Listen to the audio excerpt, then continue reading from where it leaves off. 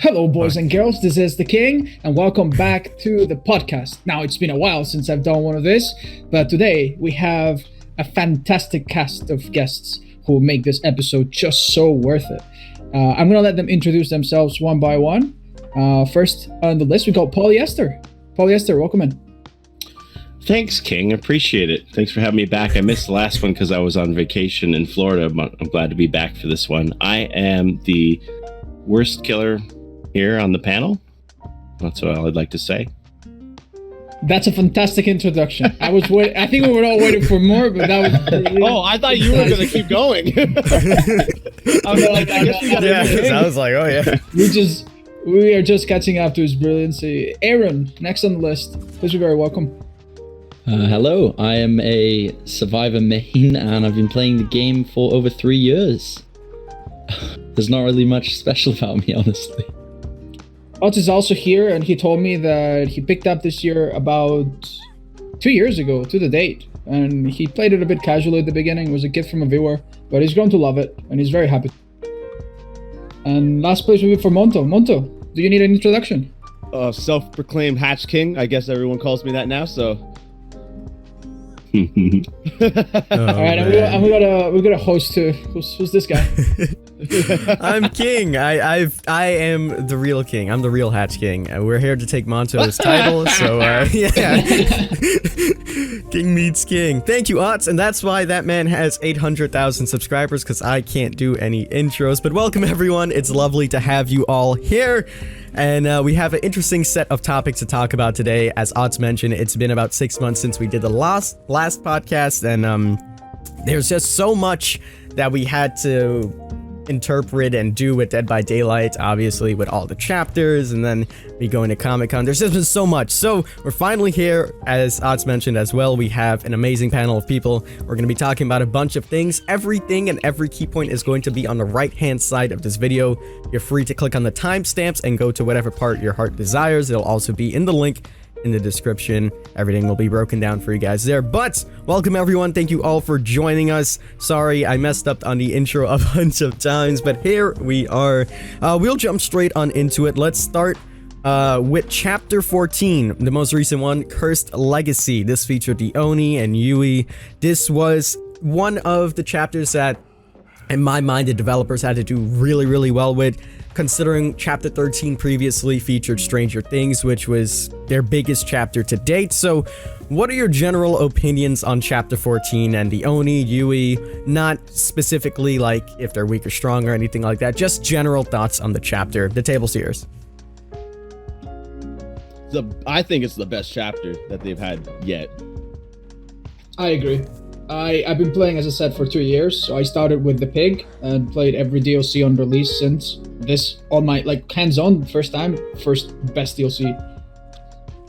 And I also think the character is the best design too. Like both characters are just fleshed out to the max.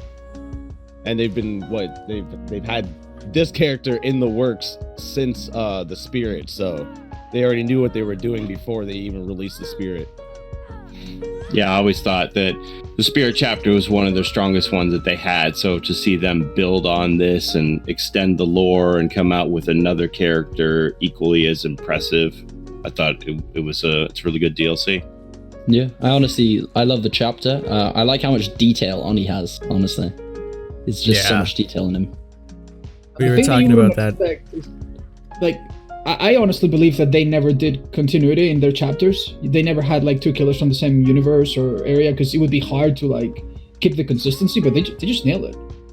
Yeah, and it fits good lore-wise, especially with the archives coming out. Whenever down the line we get the Oni chapter or the Spirit one, it'll be really good to see how they intertwine everything. So I'm excited for that. So let's jump on into the Oni himself. You know, we've had some time to play with him. We had him in PTB, which he was really good in my opinion. And then they did some changes to the PTB, and then finally, quite recently, we had a hot patch to him where his flick was reduced significantly.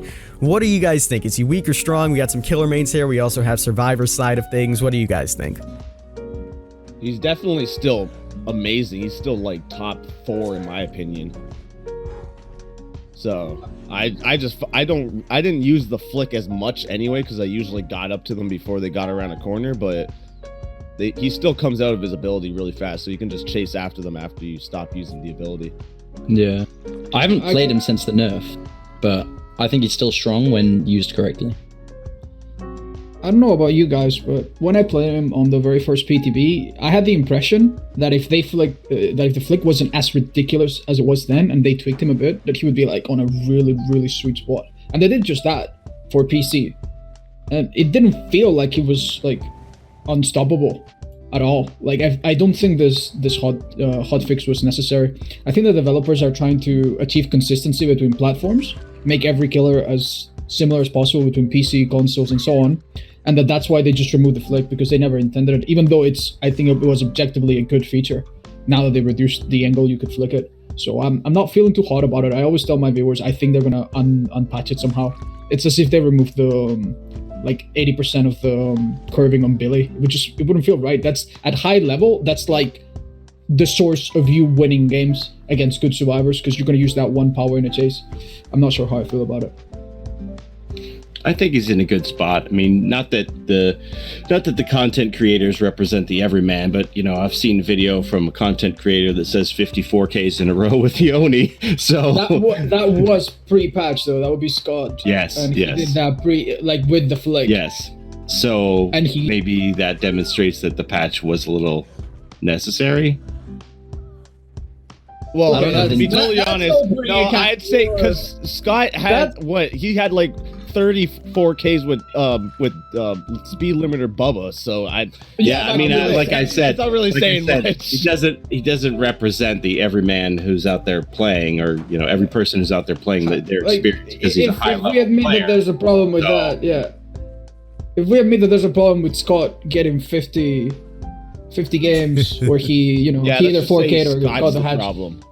I agree that it's, you know, the high level player can wreak havoc with any killer. You could do that with like half the killers. I'm pretty sure, if you were like dedicated enough. So I don't know. Yeah, we should be basing many opinions. In my opinion, every killer can be really good with a combination of add-ons and perks. It's about how the killer is played. So. Mm-hmm. For me, it's the same with like Monto. I didn't use the flick as much, but it does take away a little bit from that skill cap from, you know, other killers. I always said that I like killers that have a skill cap. That way, better players get rewarded more. But, you know, I don't know if they needed, like Oz said as well, to, you know, nerf it that much. I think it was fine, like, post-patched in PTB, before the hot patch, but, you know, all in all, he's still a top-tier killer. He's still really good. He still has a learning curve, and if you can master him, you'll definitely do really, really good with him. That's just my general thoughts on the Oni, and hopefully, moving forward, they do look into some more things as well. Like, there's some other things, like, I don't know, I always wanted the passive rate to be a little bit faster. That's just me. What do you guys think about that? That is a bit odd, because it doesn't even fully complete anymore. Nope. You gotta understand, this killer, okay, so if you have like a bad game, you still need to get the blood, you still need to move. When you activate your power, you have it ready, they get a sound cue. When you begin to use it, they get a sound cue. I don't know, like, with all these things in place, does he really need to have like a very, very limited flick too? Isn't that like the one thing you can do with him that is fun to do? It was interesting to see that you couldn't passively complete. I was like, but I still think he's pretty strong. Like it's a killer that made me kind of question the way I play, like because once you start giving up blood, then it can snowball on you. So it made me want to go more immersive rather than gen rush. And I thought about it for a minute, like, how do I want to approach this killer to survive, not give up the blood? And I think that's what the devs are kind of go for, to killers that make you rethink the way you play, rather than just work on gens, rather than, you know, not healing or not saving your friends, because now they're essentially giving the killer more power. So I think that's kind of the route they took with that as well. Feature, yeah. So it's kind of like a trade-off there, where you have to heal. You can't just rush through those gens, and it's interesting. Hopefully moving forward as well, they think about things like that and it addresses the whole gen situation. This isn't on the list. In Aaron's opinion, though, because I think he's been quiet on the subject. Aaron, what do you think of pre-hotfixed Oni? Was it too hard? As a survivor main, I honestly don't know if they needed to butcher it as much as they did. You know what I mean? I feel like they butchered the flick a bit too much. I don't know. That's just what I think. Okay, speaking about the whole gen time thing, I know it's not on the list, but I do want to talk about it. Maybe we could save that to the end. But since we're here, gen times. Do you guys think that gens go a little bit too quickly? Not really. I don't think it's so simple.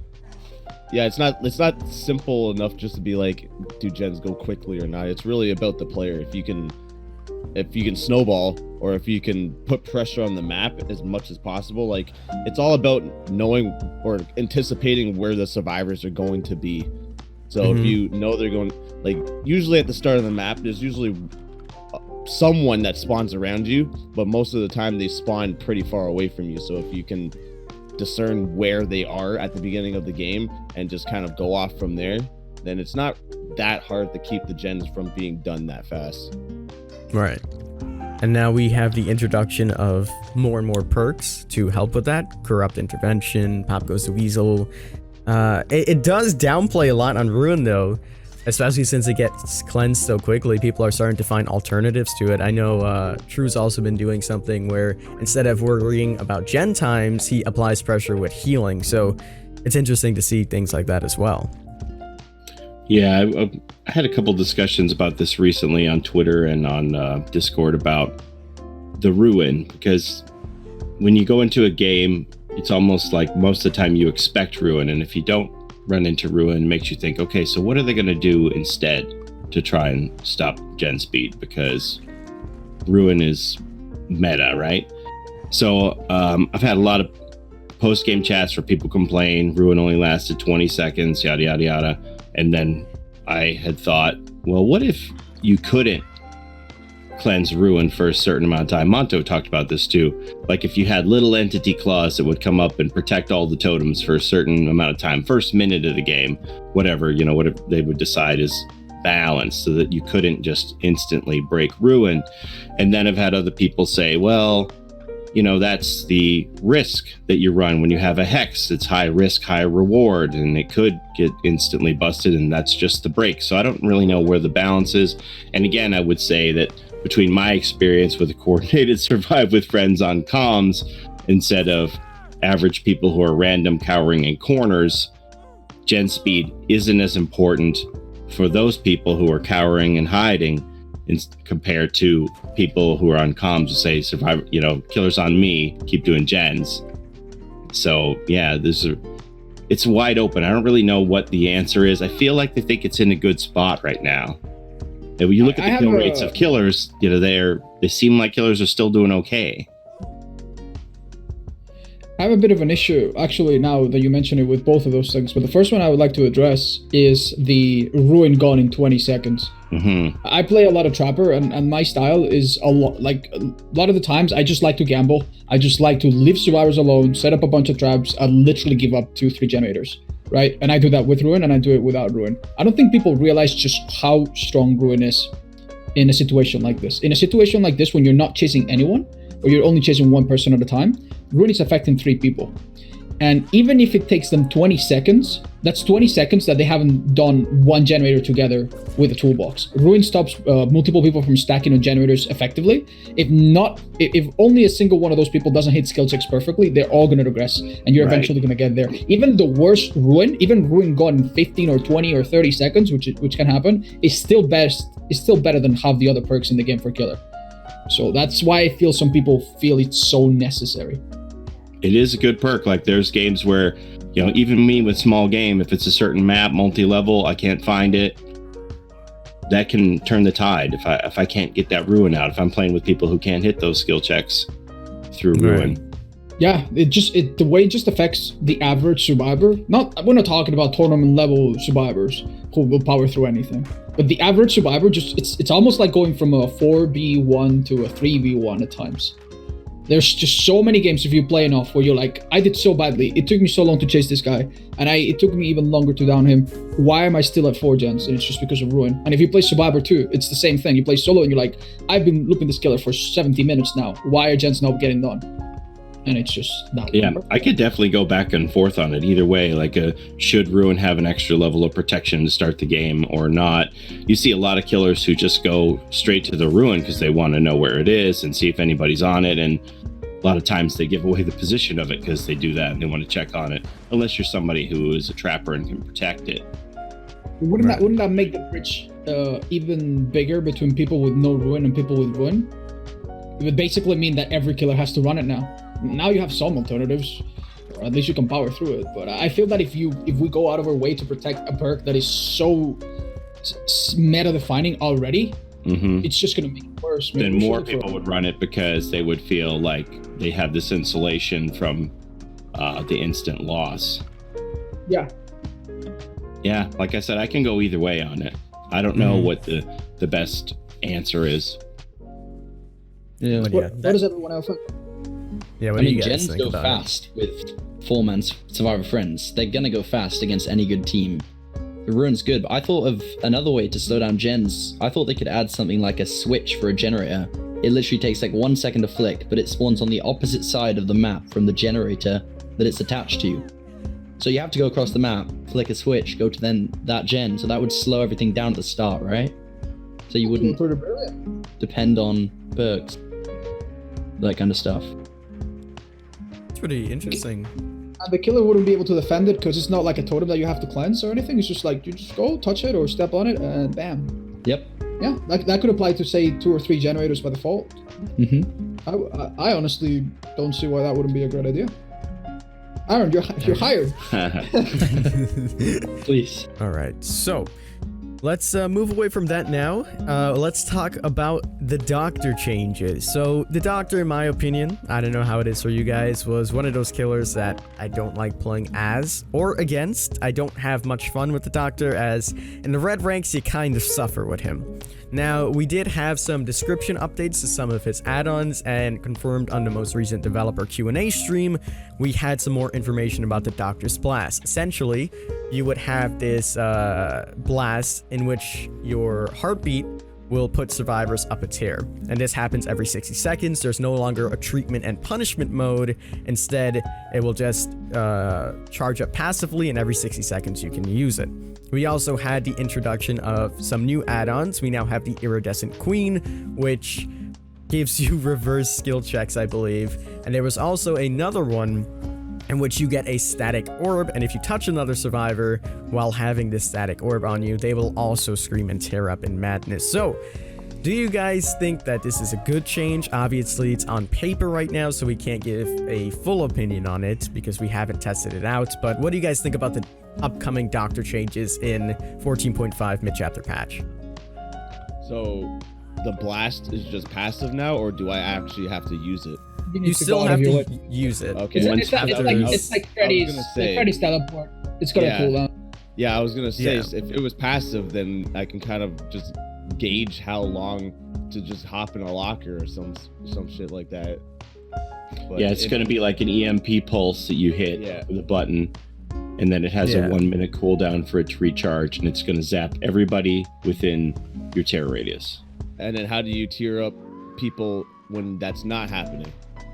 By shocking them normally. Yeah, so you still have the normal shot. Oh. Okay. Yeah, and there's instead of having 2 stances, there's now only 1 stance, which should help because switching stances was a big waste of time. And you can't stand in front of the fucking hook now and in treatment mode and just that's the most important change for me. That just happened to you, King, in your last video. 2 times you got insta grabbed. Yeah, that's kind of annoying because it makes him the best face camper because no one can save. Yeah, it's impossible. It's just an instant grab. Yeah. But yeah, we're forgetting about Bubba. Come on. well, yeah. Bubba's basement. but that's a different story. But yeah, I actually you can go with a metal man against Bubba. Yeah. Oh my. Oh yeah. I kind of like the way that they're bringing the changes, and the reverse skill checks actually sound really good. I think it's just gonna make my impossible skill checks build even more Way better. impossible. Yeah, I know you're excited about that. Hey. So it's just gonna be more impossible on top of that. But yeah, That's it sounds like a good idea. I'm just gonna wait until it comes out, and then I'm going to spam it, and then see if they change something about it after that. I'm a little bit more skeptical, if I'm completely honest, because I see two things.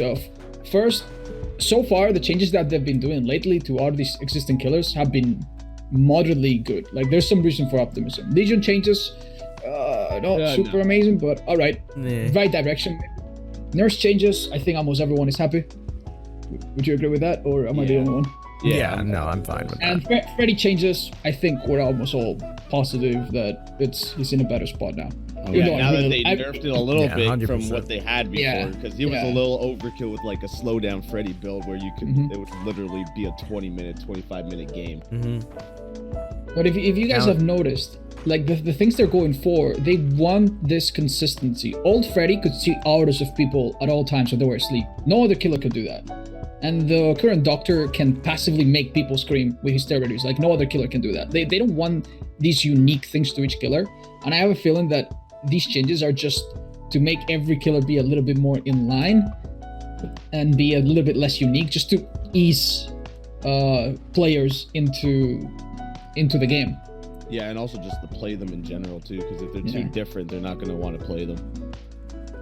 Yeah, and it's like you don't have to study every single killer and know every little thing. Like Michael, for example, being undetectable by detection perks where every other killer was. Like all these little weird things, they're like normalizing them, and they want to make everything like stable, and that's fine.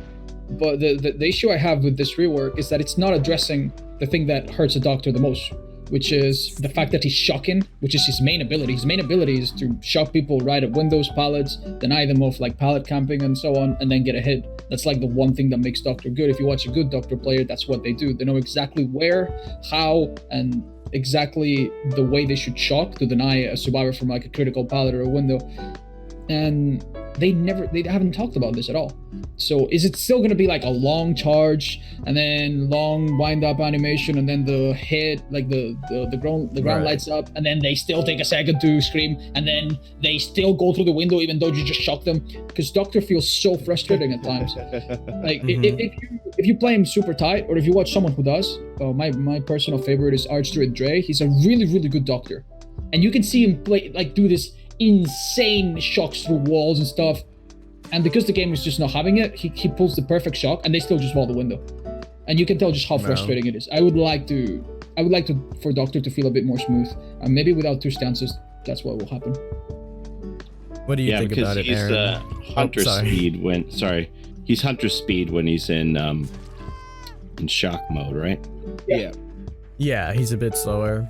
So without the change in stance, he's going to get that extra 5% movement speed from 4.4 to 4.6 meters per second.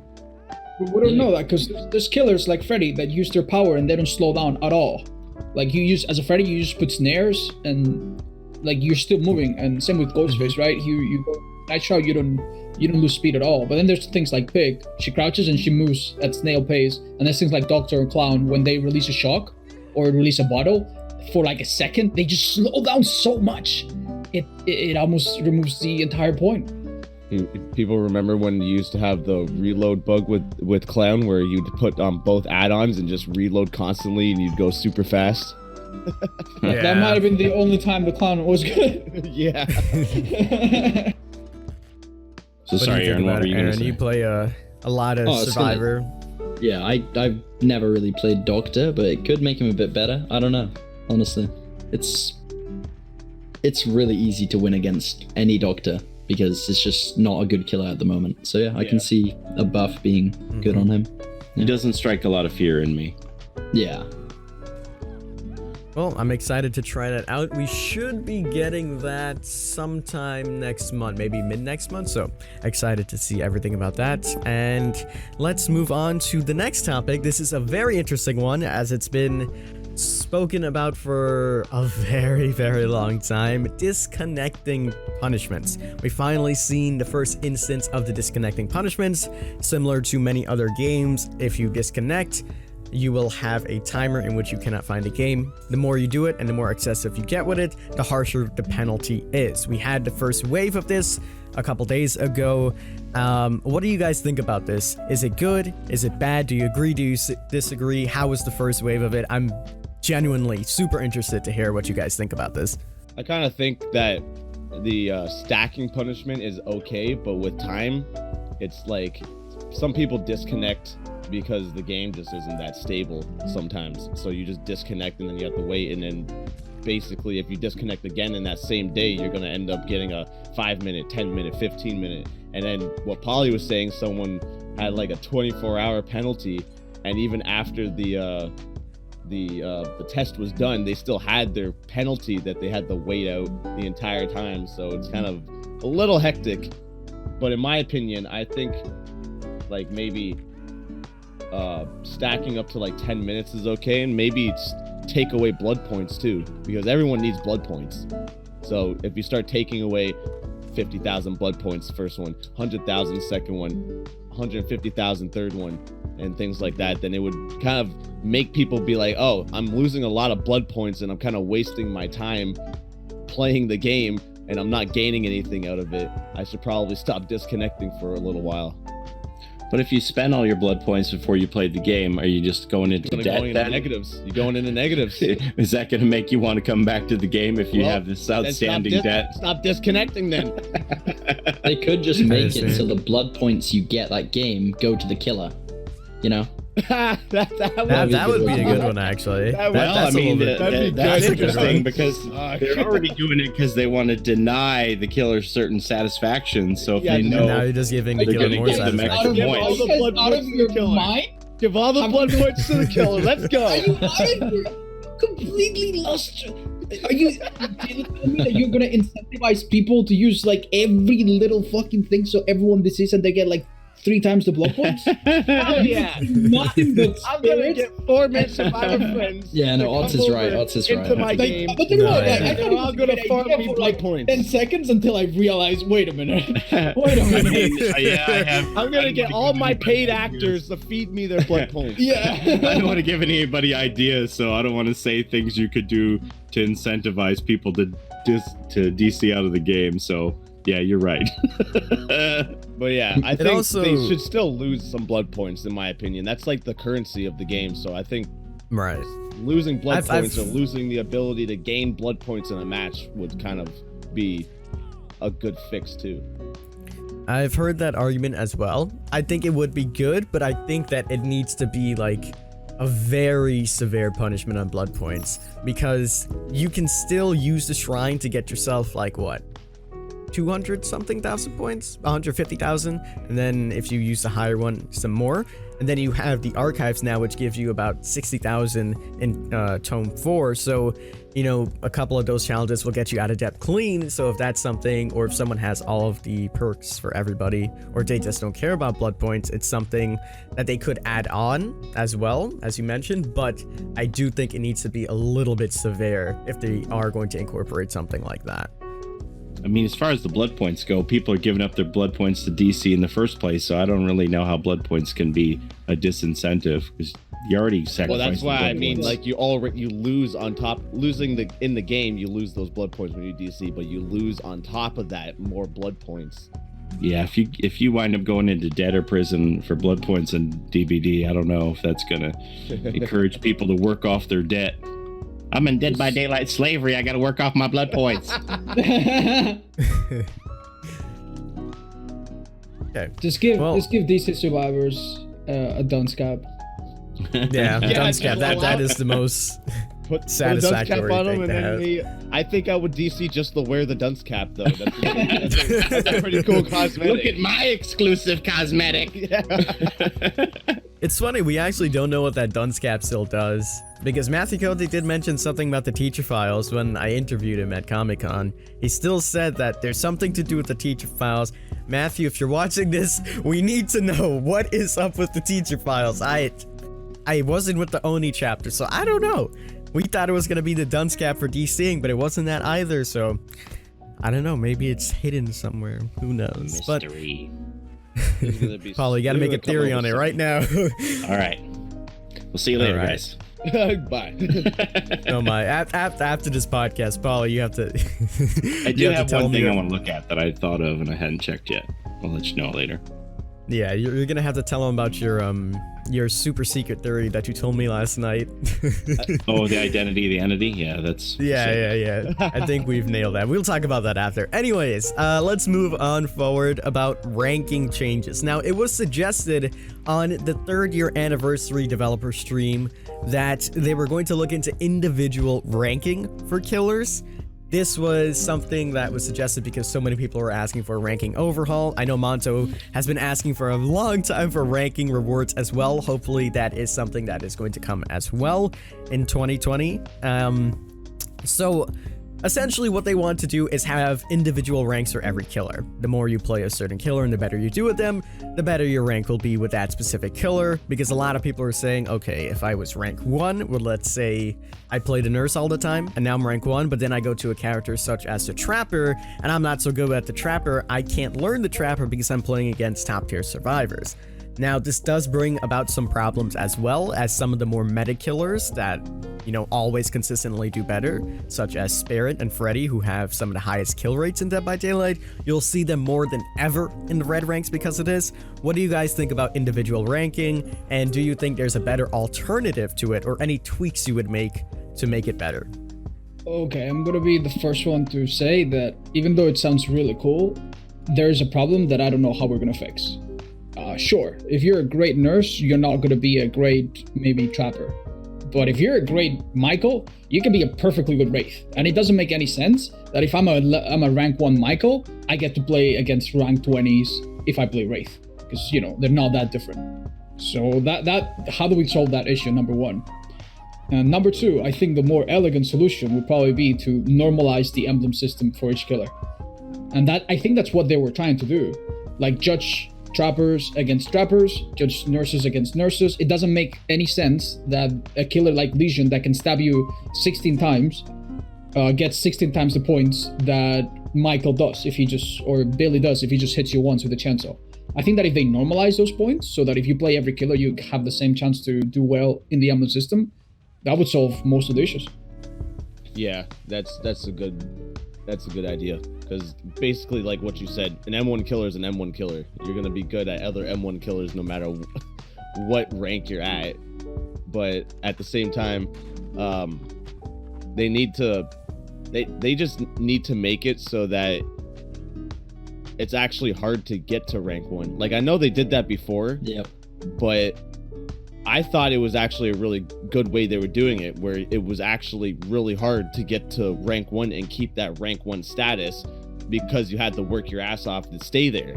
But then they changed it back, especially with survivors now. You see survivors that crouch around or walk around and shit, don't do anything all game, and basically have 12,000 points while I'm sitting there with 30,000 points and I'm dead. So it's like, it's kind of hard, especially gauging how to do it with survivors. Yeah. I think rank 1 is way too easy to get right now. You can see some red rank survivors who, no offense to them at all, but they're not the best players in the game. Why you call me out like that, Aaron?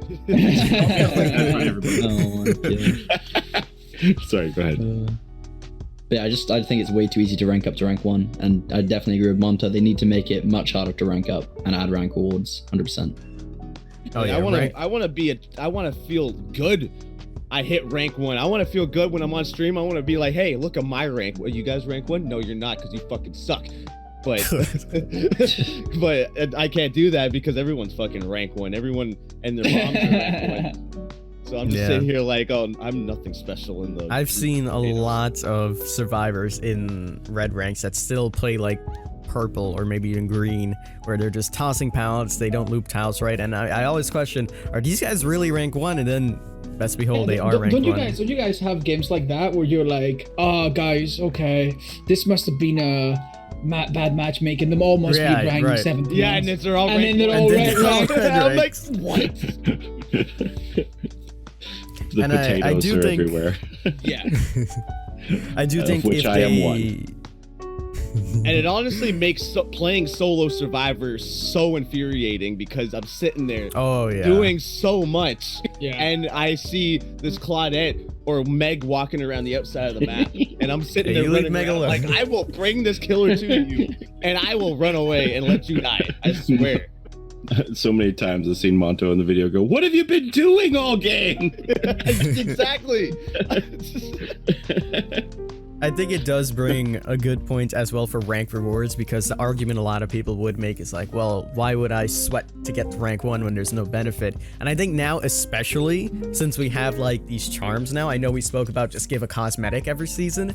Now you can give a charm every season, a rank 1 unique charm every single season to incentivize players to get to the red ranks and to stay in rank 1. And if you finish the season at rank 1, you get the charm. I think that'll be a really cool idea and a cool concept. But there's people like my girlfriend that really don't even like the charms. She doesn't wear the charms at all because she thinks they look stupid. So, like, there's gonna be people like that who really don't care about the charms, and then they're gonna be upset that they aren't getting anything that they want. So what is a good way that we can Well, get players to Orc get Cells into the is red good. ranks? Orc cells, Orc is good, cells would be nice, yeah. because not a lot of people can spend money on orc cells, so they only get it from the rift, and then they would get it from getting rank 1 at the end of the season. So you Mobile can gives have out like, orc cells. Oh, I yeah, have an mobile idea. gives I have out an orc idea. cells for logging in. What? Yeah, Mobile you have gives out orc cells for challenges. weekly rewards What? as well. So I like want to you have get, orc cells for logging in every day. Yeah, you get, I think last week you got like 400 in total. Every other day was a different thing. They have survivor and killer coupons as well. I don't know what that's about though. They also have I their also- Frosty collection now. I want that which is fucking. crazy. I want that Billy cosmetic and that Trapper cosmetic. What is this bullshit? I The want to White be Walkers. blue. I want to be a. I want to be a fucking blue man group. Yeah, They need it's- to add a shop with cool skins, and when you're rank 1 at the end of the season, you get points Hey, yes. towards that shop, Like some- and then spend them on the skins. It's like some Yeah. arena stuff from WoW, where you get some special cosmetics for getting like good ranking in the arena, and you get like currency for the shop.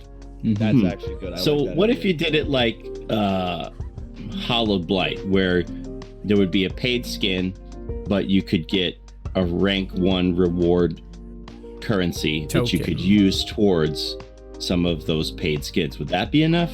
Well, I think you would have it to where like your certain ranks, so like 20 to 15, 15 to 10, 10 to 5, 5 to 2, and then rank 1. Like they get different amounts of the currency. So like not everyone is just kicked out of being able to get these kind of skins. Right. So based on where you finished the Yeah, season, that's what you can would get. get a certain amount of currency that you could spend, and the higher you were, the more currency you would get, and you could bank it and have it season over season, and then use it towards something that you want to buy in the shop. Yeah. Yeah, but before doing that, they need to make it a lot harder to get to rank 1. Yes, Yeah. yes, Oh, I yeah, agree. of course. The big thing for me is like, yeah, I think it's too easy to get to rank 1. A lot of times I don't even want to be rank 1. If I'm being completely honest, I've been there, done there, got the t-shirt. I'm comfortable not being rank 1, but a lot of times I don't have any choice because of the amount, my frequency of play just carries me, right? Yeah. So the worry for me with redoing ranking, how people achieve ranks, is that we may run into a problem where matchmaking times become awful if it becomes too exclusive to reach certain ranks. That's my only fear. That's something that developers really, really care about. You can. I really, even before, I didn't see like a big difference in wait times when everyone was like D-ranking and shit, because there's so many people playing the game.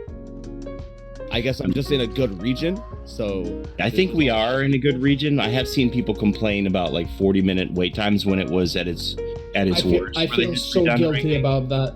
I get killer games every 5 seconds, no joke. Me too. Maybe it's because it's so easy. It's so good for me, and meanwhile, I get to read people saying, I've been waiting here since the start of the stream 6 years ago. I can't get along. How do you do it? What's your secret? I just feel awful. I know people that are brand new to the game as well have to wait an extensive amount of time, and I know people on console as well wait a long time, which is something that a lot of people mentioned to me as well with crossplay between PC and console. That would be I a think very bad idea. I think it can work if they do a lot of things, though. They're gonna have to like really clean up their act if they want that to happen. And I honestly think that's the route they're trying to go with, since we see the PC store. I don't want to have 3 other console players in my game while I'm trying to play. And I'm trying to play Survivor. I see them like I know a lot of people who play with a controller on the PC that are really good, but it's just like, oh yeah, me too. I just feel like the average console player is below average of the average PC player, my opinion. That's fair. Send all your letters to 123 Main Street in care of Monto in Toronto, Ontario. Do not send me any hate mail for that statement. I think the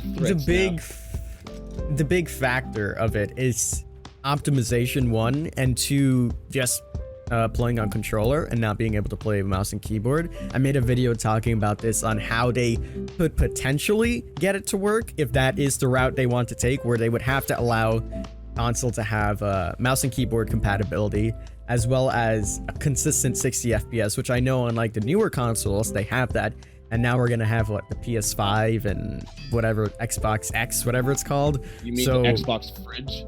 Yeah, Xbox PC.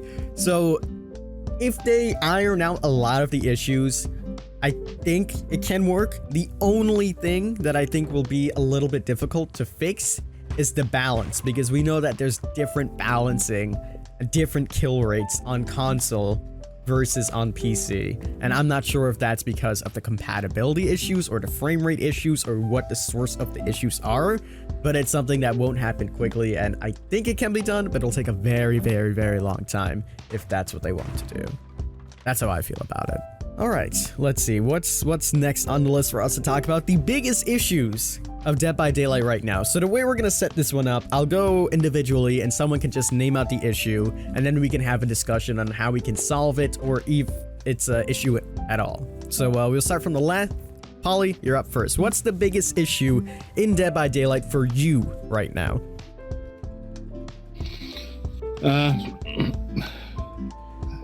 I guess I would probably say dialing in those dedicated servers a little better. They've been better of late than when they were first introduced.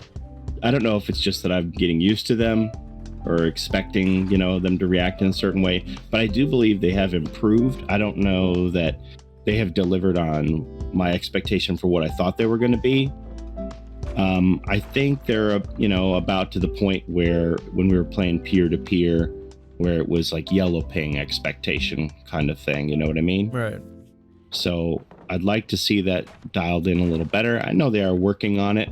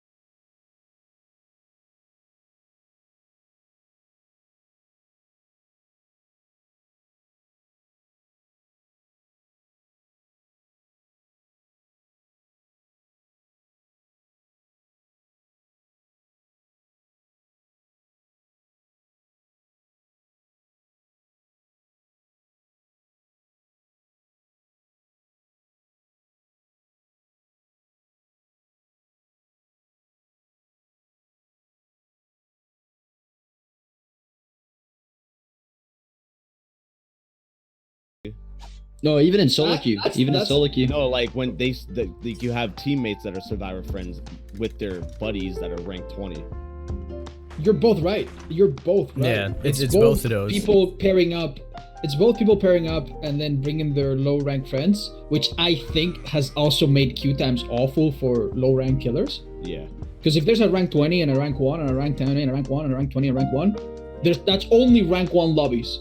So I'm getting those lobbies. The rank 20 killers are just sitting there forever. So that's a big deal. But there's also like just straight up bad matchmaking where rank 18 killer just gets 3 rank survivors for like no good reason. Just based on the wait time and the expansion of the search Yeah. to put them Yeah. in any game. I didn't know that was in place already, but it's the only thing that makes. Okay, as well, let me say something quickly. I've queued 4 rank 1 survivors a few times as well in this new update, and we've got into some yellow rank killers and stuff. Yeah, that's what I thought you So, meant initially. Aaron. yeah, That's what yeah. you're talking about. Like literal yellow green rank killers versus full rank 1 survivor lobbies. Like full survivor friends. Yeah. You know what I mean? It's just like Yeah, I've had that happen a couple times too. I've had a Yeah. rank 17 the other day and we were all in the reds. It was really odd. I think they Yeah. actually opened up the queues quite recently as well before they left their offices. Yeah, But I think I don't they think said they that tell in us the when they last do that. Q&A that they knew there was some stuff like that going on. yeah. I think And you it feel also just you feel bad. expands fast. Like the queues. Yeah, and you don't know until you get to the end. So Yeah. Yeah. You might as well just send a You link can to the poor killer. You can kind of tell. You can Here, kind have of a tell. Yeah. have 1,000. You could words. suspect. Here's- Sorry. Are you gonna give your opinion, King, on this? I'm interested. It's difficult because I think it's not just it's a bigger issue than we think it is because you have to fix ranking as well, so it goes hand in hand with that. I don't know, it's just like a really broad issue, and I don't think they can ever nail on a head for like the longest time. And I think that also goes with a new ranking update. That way survivors go into accurate and killers go into accurate brackets of where they need to rank, and then they can appropriately queue them up. Because, for example, let's say right now, red ranks are really easy to get. So you'll see a lot of red rank survivors, which leaves all of the gray ranks, because we always forget about them. Let's say 16, well, not 16, 17, 18, 19, 20. They are going to be waiting ages in order to get a game. And if they do get a game, on the off chance, most of the time in our odd cases, it would be like a rank 17 killer. So the game is not enjoyable whatsoever. And I think that also goes hand in hand with the ranking system needing to be changed. So I don't know. I think it's a very big issue, and they're most likely will look into it, but that's just how I feel about it. It's just really broad, if that makes sense. I've always said that, yeah, I know there's some matchmaking issues in here, but I would much prefer to play than to wait. So I don't really care who I get put up against. Not that I'm like, yay, I got a soft game, but I don't want to wait. I want to play. And even if you feel like the matchmaking is dealing you a bad hand, I think there's always something that you can learn to improve on as a player. You could take some experience away from every game rather than just sitting there and waiting for a match that is appropriate for you. Right. I think Otz's biggest problem right now is his pizza still didn't come. I was about to say, where's your pizza? Yeah, where's your pizza? Did it arrive yet? Know? Yeah. Have you been eating it? No. Oh, I was gonna say. It took them an hour to prepare it, and I've been tracking the food. What the heck? Yeah, it took them an hour to prepare it, and then they sent it, and then the driver apparently had some malfunction. I just think they're smoking a joint somewhere, and now I'm checking the app and they're driving they're taking my pizza to another country, and they're gonna ask for a ransom, and I'm terrified. I don't know how to deal with this. You better open that box. Your driver's I'm gonna so have the hungry munchies. right now. Half the You have pizza's no gonna idea. be gone. No, man. So what do you think is the biggest issue Otz in DBD right now? Okay, I don't know how to call it, but I would say it's the nuclear options. And what I mean by that is that killers and survivors, they have this back and forth, mutually assured destruction, where survivors could do something that would be awful for That is my pizza. Oh, They're- that's your pizza. Hold that thought. Good timing.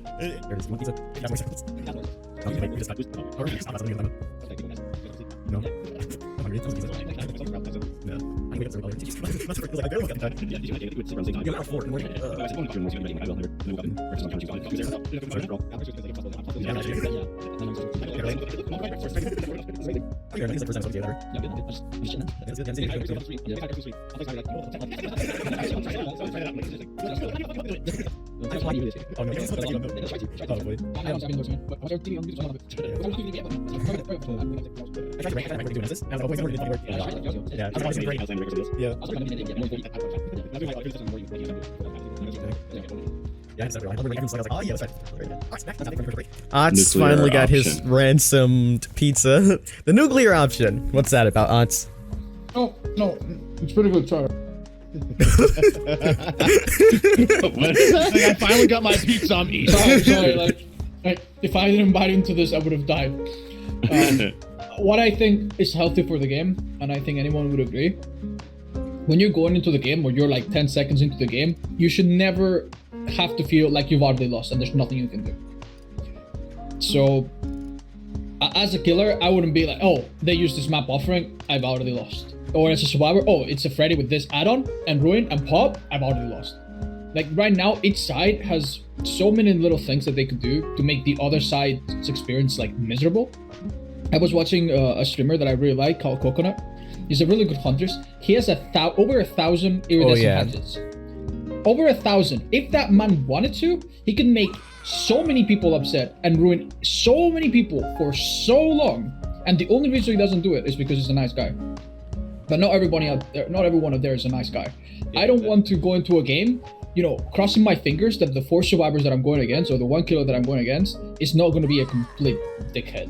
And right now it's like, oh, okay, the survivors brought this toolbox, this key, this, that. The game's done a good job of like reducing some of these things, but it still feels like, I don't know how survivor mains play with MORIS being in every other game. I see it and it just breaks. I don't know how they do it. I don't know how they do it. All day long, trust me. It's just so bad. Dude, they need to just remove Mori. Or just make it so that you have to hook them twice. No, then you just can make it Mori so them. you gotta hook every single person once. No matter what they do, but Just they make need it to so you give have them. to hook every single person at least once, and then you can go Mori people. You can't just tunnel someone down. Yeah, yeah. That is you know, true, I'm sure yeah. we would find like I'm sure we would find a formula that would make it work. But the general idea is you can't go into a game and be like, oh, okay, I might as well just give up. This is like hopeless because this killer decided to bring this, or this survivors decided to do this, and I just literally cannot ever win. And I was going into this game being nice, or you know, not minding, and now these guys are completely out to get me. MORIS are definitely too strong for killer, especially the pink and green one. The pink one, I think, it has no place in the game. Keys are still quite ridiculous for survivors. Oh, not the keys. I've heard some people say they think they should be an animation to use the key, like it takes a certain amount of time to open a hatch. That would Again, make I don't know. I'm sure we would find a formula, but I'm sure we can all agree that some of these things are just ridiculous. Yeah. Like, I was watching Pug the other day. He has like over like 300, 400 keys of each. I'm like, I'm like, what the fuck is crazy. this game?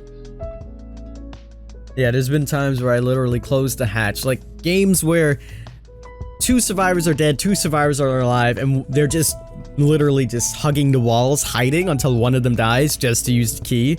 The other day I was on stream, I locked the hatch after like 30 minutes of looking for these people. I finally managed to kill one, lock the hatch, and they just run to the hatch and use the key. It's So I agree with that. Keys and Moris do need some changes. It's not just like that one thing. It's that it just makes everything else work. Because bad maps, you combine bad maps with bullshit elements like Moris or keys, they get worse. Toxicity and, you know, people being really toxic at the end of the game or harassing the other players, it gets worse when one of the sides just, you know, has such an arsenal and such an array of things they can use to just completely shut down the game and change it completely. I don't think that as a killer, like there's so many ways to just be like, oh, okay, I want these 4 guys to have a bad time, I'm gonna do this, and they're guaranteed to pretty much lose. I don't think that should be an option for either side. I think that's the biggest problem with the game right now. So do you think just like trying to read the minds of the devs, do you think that these are the things that they have on the whiteboard? Because we saw how they changed the insta heals, because they have gone on record and said we want to do things that alter the game breaking elements, such as the brand new part that they did before. And I think they have the right idea. I just think they're not bold enough. They need to take it further. Yeah, not just further, but quicker and more decisively. They said, "Oh, we're gonna alter insta heals." What did people do for the next half month? Yes, Use insta. yeah. I gotta get rid of all of these. And I guarantee you that the killers that play during that period are still sore in the butt. If they announce that they're gonna nerf MORIS, they need to lock them from the game the next day. Yeah, you gotta do it. There's gonna be nothing but MORIS for Nothing but MORIS. however long it takes. Dude, they didn't give a warning when they nerfed the insta blind. They didn't give a warning at all. Yeah, they didn't. Remove that. They just removed it. That was good. Yeah, they gotta. As a survivor main, that was good. Remember that really weird point in the game where they made an update where no matter at what point you blinded the killer, they would instantly drop the survivor. Yeah. Oh my god. Yeah.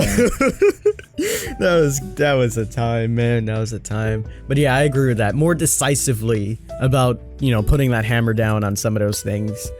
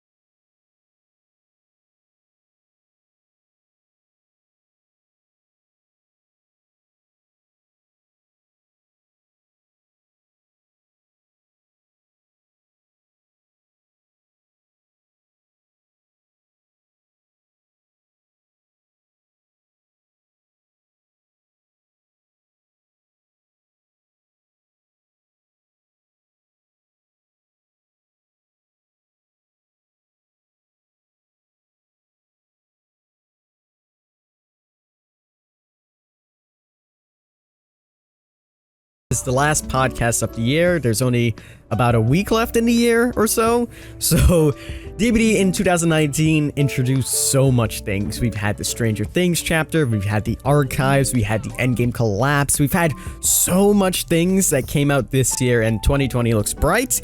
I'm gonna start off. I have like a long list of things that I would love to see, but I would like to hear your opinions as well. This is one of the things that I think the game needs rather than something I just want. More items. I think especially for survivors, well, you know, only for survivors. We only have, what is it? Medkit, flashlight, key, toolbox, and that's it. The firecrackers and whatever else. There's such a small pool of items. I think it'll be interesting if we had other things. Obviously, I don't know what we'll put in, but it's been 3 years now since we've gotten like more things. I would love to see more things like that coming on in. What do you think, Monto? What do you like for Dead by Daylight to have in 2020? I want more non-licensed killers. Or non-licensed killer. That's interesting. Yeah, I want more originals. Because all the original killers and survivors are usually the better ones, other than like a select few. Like obviously everyone likes Bill, so gotta have like a random 1 or 2 licensed people in there. But in my opinion, their better killers are all their original ones. They have like the most unique powers and things like that, and then usually the licensed killers just borrow off of other killers. It's That's hard a to fair innovate point. sometimes. Yeah. Also, I don't know how invested you are in my pizza situation, but I just got a knock on the door and a second pizza came in, and I don't know what is going on. Wait, what? Apparently they doubled the order. I don't understand, but the exact same. I have a second one sitting right here. So if you guys are hungry, just Yeah, I'm pretty hungry. I'm starving. Is it pineapple pizza? Get out of! I'm leaving. Goodbye. What do you mean? He literally Pineapple pizza is so good. Oh, man. Disgusting. It's a New York thing, I Again, guess. It's a letters, New York 123 Main Street, Toronto. Pineapple pizza. It's good. Okay. Aaron, what would you like to see coming into DVD in 2020? Honestly, I just want more chapters. I don't even know. Maybe the Joker. I don't know, man. Oh, so it's a bit of the Something cool, opposite. something Monto cool. doesn't want it. You want it. Ooh. Yeah. I don't know. It's hard to really say what you want without really knowing what you want it to be. Yeah. Yeah. Yeah, it's like I didn't know I wanted this kind of a thing when they give you something, right? It's like this is good. Mm-hmm. Like the archives. I didn't know I wanted the archives until I learned about the archives. I had a long list of things that I wanted. We had cause I think they can borrow so much ideas from Dead by Daylight Mobile, like the weekly rewards, weekly challenges, daily rewards for logging in. They have their snowy exclusive cosmetics. Mobile's doing it right, man. Like, I wish I could play it, but I can't. I'm not in Norway or anywhere like that. Just change your region and download it. I tried, but I have Apple Care, and it doesn't let me. And I tried making a new account, and it still doesn't let me. And I'm like, God damn it, screw you, iPhone. Dude, I want that shop from Mobile to buy items from the shop with blood points. I know, the blood market. I want that Yeah, looks I need really Yeah, good. I would like to also get rid of my items for blood points too. Mm-hmm. My Yeah, items and so add-ons that's- and offerings. That's something that trading. Yeah, trading would be good. It's something I spoke about as well a long time ago, where let's say you had like a craftable mode. So introduce a new currency. You can break worse items for, let's say 10 crafting material. And then you would have something like, I don't know, 1,000 to make like a purple flashlight. The only issue I could see with that is that the people that have like so much stocked up things from 3 years would just have an excessive amount of really good items. So maybe add a cap to it or something. Like you only can craft, I don't know, 5 purples every week or some shit like that. I think it would be pretty good. What about you, Otz? What are your hopes for, or we can talk about this more if you guys want. Go ahead, Paulie. The only thing I'll say about the mobile model is that since you don't have to buy perks and those are just given to you and you can just spend on items, there's a lot of Moris out there for killers. Yeah. Like they're so easy to obtain because you don't really have to spend on your other stuff. So just like, oh, there's another Mori, there's another Mori. So there's a lot of Moris on mobile. Yeah, you played mobile actually with your son quite recently. Yeah, it's fun. Yeah, I only had a little taste of it at Comic-Con, but I liked it for the most part. I think it was pretty good. But I think they're separate teams, right? Completely separate teams. I do believe that's the case. Yeah. Yeah, I think so. All right, Otz, what would you like in 2020? We're the Santa of Dead by Daylight. What do you want? I don't know. I honestly think we have archives that are gonna be updated. We've got a pass that's gonna be updated. We've got guaranteed chapters every 3 months, which are obviously gonna keep coming. The game's poised to go in a good direction. The only thing I'm kind of impatient is more health changes. Bad hem treatment to like maps that are awful would be nice. Like maybe Haddonfield or work.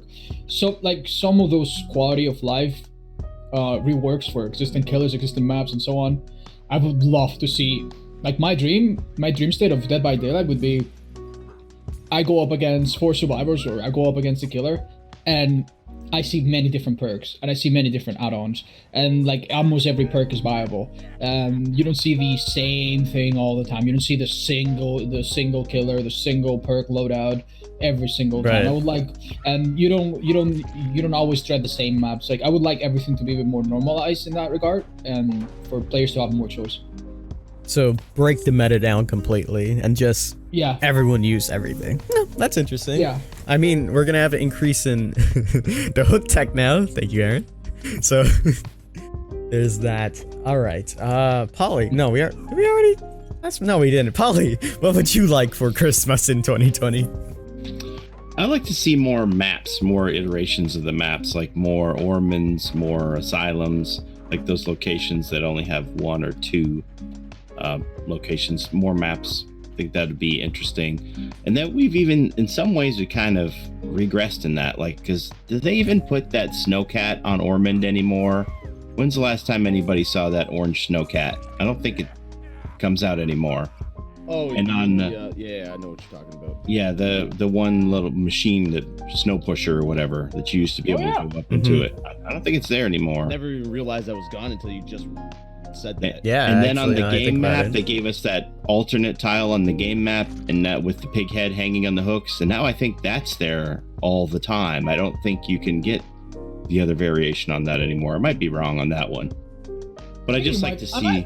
I think you might just be the most knowledgeable man to know these things. And have you figured out what the secret thing they were talking about in the new map was? Not the heads turning, but the other thing. No idea. No. I haven't gone. Andre in any, teases us every day about that.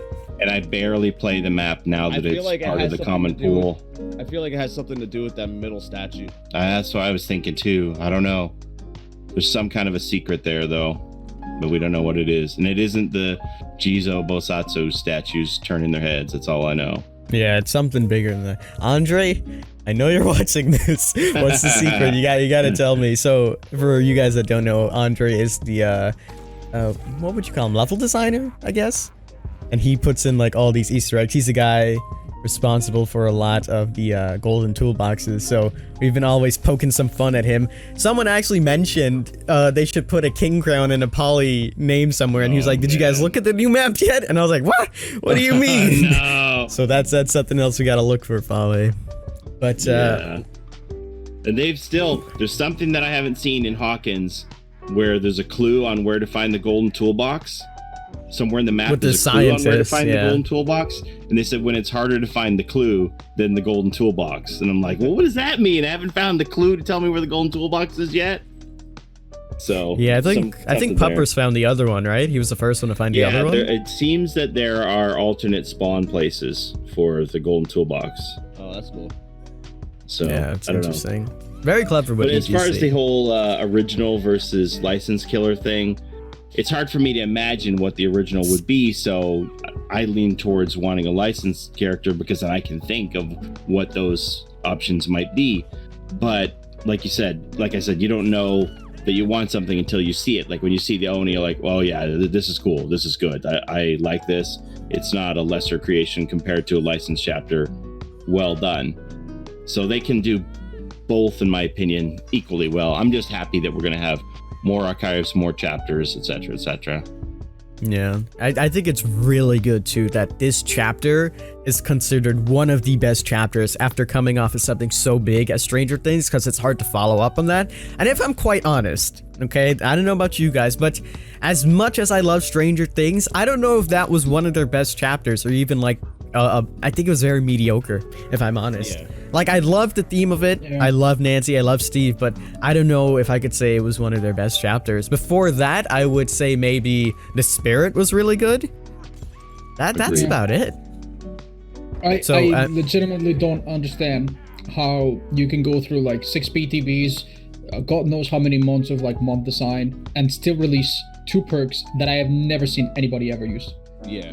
Which are, Cruel Limits or Cruel Confinement and Mindbreaker. Like, why? Yeah, Mindbreaker is questionable. I don't understand. I don't understand. It's a strange one. It didn't work in the way that I thought that it was going to, and I was like, oh, that's not good. Yeah, it's kind of like when they introduced Solidarity and a lot of other perks as well. They had Puppers big likes to run it aspirations all the time with autodidact, and he seems to enjoy it. So the Solidarity. So Oh, yeah, wait, it could who work in that runs it? sense. Puppers runs autodidact with Solidarity. Yeah, because they have this strange synergy, but they're both terrible. They're legitimate. I've been running that build. I love autodidact. Okay, don't say it sucks. It's an amazing perk. I love it especially getting. It's so frustrating when you can't get the skill checks for it. This man has lost his mind. Just get him off the call, King. He's lost it. Man. What if that perk had something that tied into it to automatically make you get more skill check chances? Yeah, That's two- what two I always minimum thought that you should Yeah. be able to get more skill checks off of it, like a 20% chance of more skill checks, something like that. I mean, the whole idea is that you're supposed to be learning from experience, so why not give you the skill checks so that you're like, oh, I'm getting better at this, and you have It's so more frustrating chances to use. hit or fail. But yeah, I think that's a syndrome that has plagued the game, where I know I brought that up, but I just don't want a game where 80% of the perks are complete garbage. And for Survivor, I think it's even worse than Killer. There are some perks that are just so bad and so situational. It's like, you need to be injured, there needs to be 3.5 gens left, you need to be right under the Killer, and there needs to be a Starry Night, and then you get a 2% boost to your Dog Totem Client HP. It's like, what? Why do I ever use that? Yeah, I think an update to a lot. We've had it before. I don't know why they haven't done it again. Maybe they just have too much on their plate. I don't know how it is to be a dev, where we had like, what was it, like the Calm Spirit and a bunch of other perks that just got like a 2019 overhaul. They can do that for so much more perks, especially for killers as well. Like, yeah, they just need to do it faster. That's all. like what are we meant to do at Monster Shrine or anything like that? Like, Use it on your And then- archive challenge. And then you give me archive challenges to use Monster Shrine. yeah, I know. They need to buff Calm Spirit. It counters Infectious Fright. It would be so good. They buffed it. Yeah. And also, does it still kill you faster on the hook? Because you don't scream and you go straight into the animation of dying on the hook? I don't Aaron, know. do you know? Oh, I It used don't to. know. It used to. When you get put on the hook, you usually go like, ah, and then the spider entity thing comes up. Without the ability to scream from Calm Spirit, you just straight up die quicker. Which Damn. was I didn't even think about that. yeah, it's like even more reasons not to use some of these perks. Like, I love finding underrated little perks, and that's kind of my thing. Just trying to find the use of something that's seemingly useless. But I hit myself against my head against the wall every single time, because I'm like, okay, I'm gonna try this really complicated perk, and I'm gonna make everything around it work to make it shine, and it still doesn't work because it's just so bad. And there's so many perks like that, and they could use a bit of love. They should just hire one person just to go over perks and see like just to write some notes and be like, yeah, this could use that. Maybe we can push these two perks into one perk and then make this into another perk. Things like that. Just hire one person to do it all day, and then they'll eventually Or they could things. even utilize their Fog Whispers as well. You know, you have 50 Fog Whispers willing to help at all times. Just ask opinions on perks you need Yeah, I don't that care what can you use some guys say. tweaks. Really, how did they do? Is any of us a Fog Whisperer? Paul, I don't give us some fuck you guys. insight I don't on care it. about you guys. There is a Discord that's called Murder Crows where people surrounding the game have discussions about perks and things, and then designers chime in about why they don't want to do certain stuff. Okay, that's Like that was part of the whole the Ruin debate that I had. I had some Ruin debate over there about whether or not we needed to protect Ruin longer, and there were varying opinions. Some people had ideas for complete reworks of Ruin, but you know, it's just individuals, and at the end of the day, the buck stops with the devs. So all they can do is like, you know, we could give our opinion, they listen to it, and then throw it up on the whiteboard for what do we want to do with this. Yeah. So I've heard the idea of each other in that. Well, us non-fog whisperers There's will be varying out here. opinions. Us non-fog whisperers are going to be out here with our regular Discord servers. Okay? It's not all fog whispers, I'll tell you that. There's other people like Pugs in it and stuff like that. So Oh, special I've- treatment now. Okay, I see how. I'll get you an invite. How about that? I don't want to be in your goddamn satanic cult. They get free pineapple pizza, Monto. I'm just saying. I've heard the idea as well of like one base exhaustion perk or one base teachable perk for each character, or even like one hex per killer, so you would have 5 perks. It's just ideas. Obviously it'll be like crazy to put in, but you know, just ideas they can think about. Okay, that is going to take us to our closing statements. We'll start with Paulie. You can say something to the devs if they are watching, or you can just say anything in general. You can plug your new clothing line, Paulie. 100% Paulie Esther, go ahead. Whatever you would like to say, knock yourself out. Well, I'm just looking forward to whatever next year brings for Dead by Daylight in 2020. I know they're going to kick off the year with the Double Blood Point event, which is going to, help me put some points into my characters, get them where I want to be. I'm always hopeful for what the future is going to bring for the game. I always say in devs we trust. I feel like they, know better than any of us what is for the average person who experiences the game. So just looking forward to new content. Otz, the floor is all yours. Anything you like to say? Thank you. Yeah, something very brief. First of all, I love the game. I love the community. I think it's good to be grateful. We might be complaining about minor things here and there, but overall, if we didn't love this game, we wouldn't be sitting here discussing it. And I know the community sometimes has its ups and its downs, and there's a lot of commotion and discussion when something negative happens, either with the game or with its, with its players. But I hope that same passion is for the more positive things like this podcast, which I think was a blast, and other creative endeavors and stuff like that. So thank you very much for inviting me, King. Of course. Thank you for hosting the first part of it. Much appreciated. You're welcome. I'll Aaron, send you the bill later. yeah, send me the invoice. You'll send it to my PR team. Aaron, what's up, man? Closing statements. I love the game. It's pretty much my life right now. I don't really do much, but yeah, I hope the best. Just fix some of the issues and listen to the community. Thank you for having me on the podcast. Of course. Monto, it's all you, man.